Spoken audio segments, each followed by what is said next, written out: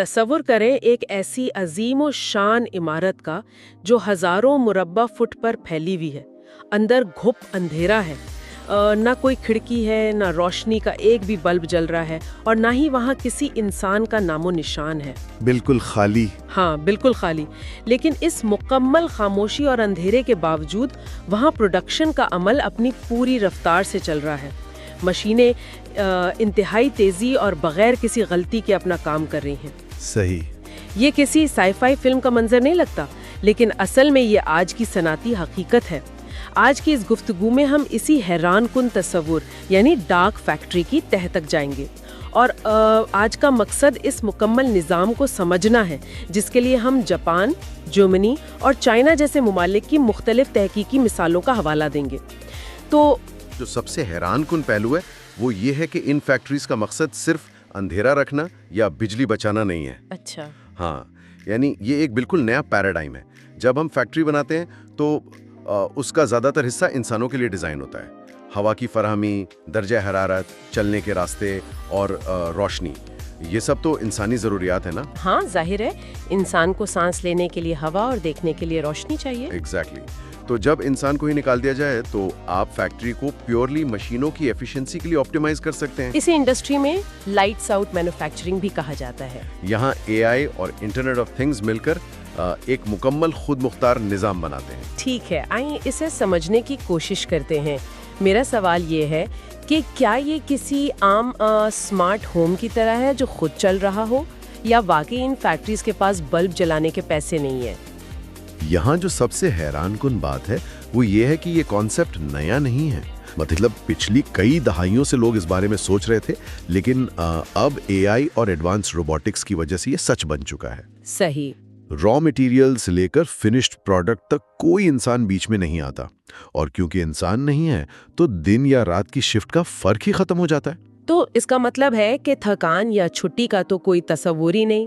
अच्छा, अब इस कॉन्सेप्ट को समझने के बाद बात इस तरफ आती है कि ये हकीकत में लगता कैसा है, और इसके लिए जापान की मिसाल सबसे बेहतरीन लगती है मुझे। जापान बिल्कुल सबसे आगे है इस हार्डवेयर गेम में। फानुक की बात कर लेते हैं। हाँ, जापान की कंपनी फैनुक, उनका एक ओशियनो प्लांट है। वहाँ जो हकीकत है वो किसी को भी हैरान कर दे। मतलब फैनुक अपने ही रोबोट्स को मजीद रोबोट्स बनाने के लिए इस्तेमाल करता है। सही कह रही हैं आप। रात के 3 बजे हों या दिन के 12, फुल स्पीड प्रोडक्शन। और सबसे बड़ी बात, रोबोट्स खुद अपनी निगरानी करते हैं। अगर कोई रोबोट खराब हो जाए तो वो खुद सिग्नल भेज देता है। हाँ, वो खुद सिग्नल भेजता है और बाजों का दूसरा रोबोट आकर पार्ट तब्दील कर देता है। सिर्फ चंद इंजीनियर्स हैं जो दूर दराज कंट्रोल रूम से निगरानी करते हैं। और फैनुक का सीईओ तो बकायदा कहता है कि वो महीनों तक लाइट्स बंद करके अपना काम जारी रख सकते हैं बगैर किसी मसले के। ये सब टेस्ला, एप्पल और टोयोटा जैसी बड़ी कंपनियों को बेचे जाते हैं। यह है कि मशीनें अपनी नस्ल बढ़ाना शुरू कर चुकी हैं। नहीं, इसे साई-फाई खतरे के तौर पर देखना दुरुस्त नहीं होगा। असल में ये खुद मुख्तारी या ऑटोनॉमी की सबसे आला शक्ल जरूर है, लेकिन इसका मकसद सिर्फ और सिर्फ एफिशिएंसी है। मतलब कोई बगावत का खतरा नहीं है? बिल्कुल नहीं। इन मशीनों में कोई कॉन्शियसनेस नहीं है। उनका मकसद सिर्फ बगैर किसी वक्फे के और बगैर किसी इंसानी गलती के प्रोडक्शन को मुसलसल चलाना है। सही। तो जापान ने तो हार्डवेयर या रोबोट्स में अपना कमाल दिखा दिया, लेकिन जर्मनी इसे एक अलग ही लेवल पर ले जा रहा है, सॉफ्टवेयर और बेहतरीन प्रिसिजन के जरिए। हाँ, जर्मनी का तो अप्रोच ही बहुत डीप है। सीमेंस की बात करें तो हाँ, सीमेंस जो इंडस्ट्रियल ऑटोमेशन की सबसे बड़ी कंपनी मानी जाती है, उनका एम्बर्ग प्लांट, जहां PLCs यानी प्रोग्रामेबल लॉजिक कंट्रोलर्स बनते हैं, वहां 75% काम ऑटोमेटेड है। और उनका टारगेट 2025 तक 100% लाइट्स आउट का है। जबरदस्त। लेकिन जो फिगर सबसे हैरान अंगेज है वो उनका क्वालिटी रेट है। 99.9% क्वालिटी रेट। मतलब हर 10 लाख प्रोडक्ट्स में से सिर्फ 1 या 2 डिफेक्टिव निकलते हैं। लेकिन एक सवाल है। जी पूछें।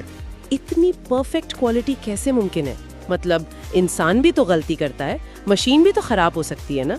और एक कॉन्सेप्ट जो बार बार सामने आता है इनकी डिटेल्स में, ये डिजिटल ट्विन आखिर क्या बला है? ये डिजिटल ट्विन ही असल में इस पूरे जादू की चाबी है। मैं समझाता हूँ। डिजिटल ट्विन का मतलब है कि फिजिकल दुनिया में कोई चीज बनने से पहले कंप्यूटर पर पूरी प्रोडक्शन की एक वर्चुअल सिमुलेशन की जाती है। अच्छा, यानी एक नकल? हाँ, एक मुकम्मल नकल।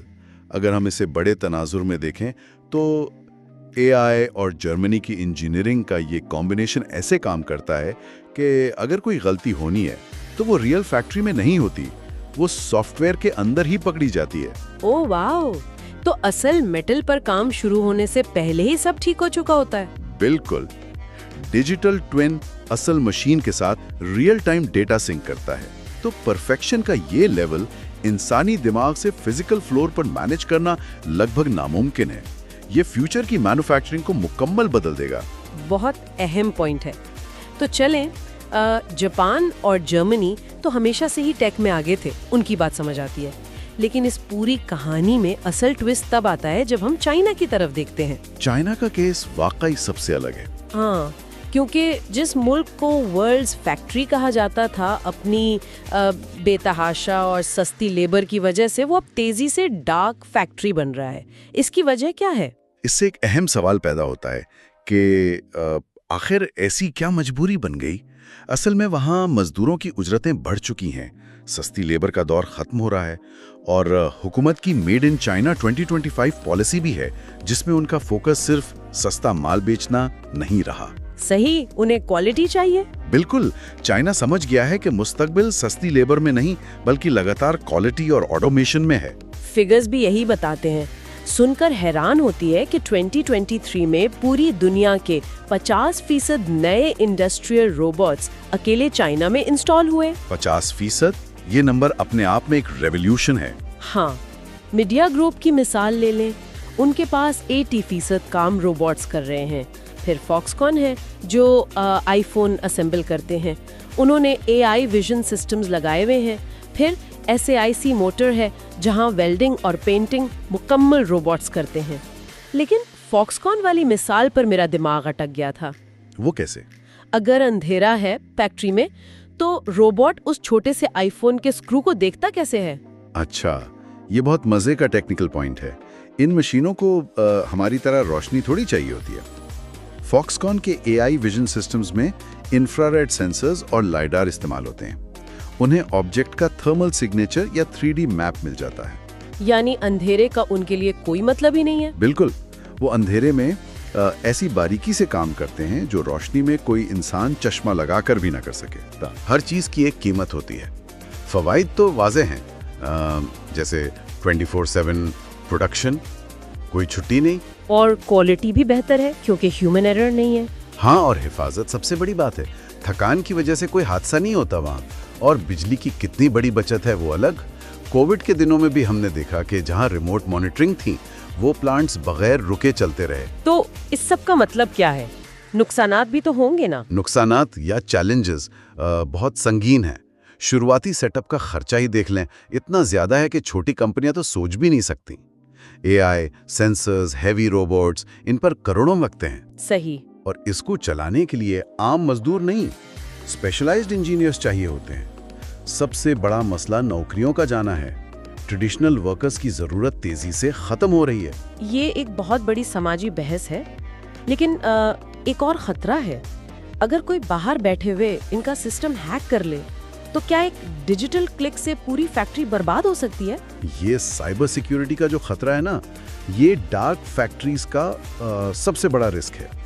अगर आपका सर्वर हैक हो जाए या रैंसमवेयर आ जाए तो प्रोडक्शन वहीं रुक जाएगी, बल्कि मशीनें आपस में टकराकर फिजिकली बर्बाद भी हो सकती हैं। यानी एक क्लिक से करोड़ों का नुकसान। बिल्कुल, लेकिन इंडस्ट्री इस बारे में काफी अलर्ट है। वो अपने सिस्टम्स को एक्सटर्नल इंटरनेट से डिस्कनेक्ट रखते हैं। और ये भी हकीकत है कि वक्त के साथ जैसे जैसे ये टेक्नोलॉजी मैच्योर होगी, सस्ती भी होगी और मिड साइज्ड कंपनियां भी इसे सेफली अपना लेंगी। सही। तो इस सारी गुफ्तगू को अगर समेटा जाए तो एक बात तो तय है कि जो भी रेपिटेटिव और खतरनाक काम है वो अनकरीब मुकम्मल तौर पर रॉबर्ट्स के हवाले हो जाएंगे। इसमें कोई शक नहीं है। लेकिन एक अहम सवाल ये भी दिमाग में आता है कि क्या आने वाले वक्त में सारी ही फैक्ट्रीज डार्क हो जाएंगी? नहीं, सारी नहीं। जहां मास प्रोडक्शन है वो डार्क हो जाएंगी, लेकिन जहां क्रिएटिव काम है या रिसर्च एंड डेवलपमेंट है, वहां अभी भी इंसानी दिमाग और उस ह्यूमन टच की जरूरत रहेगी। मशीन को बताना तो पड़ेगा ना कि बनाना क्या है। बिल्कुल। और इस तहकीक को देखते हुए सच में हैरत होती है कि शायद आने वाले 10 सालों में जब हम किसी डार्क फैक्ट्री की वीडियो देखेंगे तो वो किसी साई-फाई फिल्म का सीन नहीं लगेगा, बल्कि हमारी आम हकीकत होगी। सही बात है। और इस हकीकत के साथ एक आखिरी सोच आती है जिस पर गौर करना बहुत ज़रूरी है। जब मशीनें सारा मुश्किल और मेहनत वाला काम संभाल लेंगी तो इंसान अपना वक्त और तख्लीकी सलाहियत कहाँ इस्तेमाल करेगा? इस नए दौर में जब फिजिकली कुछ बनाना नहीं पड़ेगा तो इंसान का असल किरदार क्या होगा? शायद अगला इनकलाब फैक्ट्री में नहीं, इंसानी दिमाग के अंदर आने वाला है।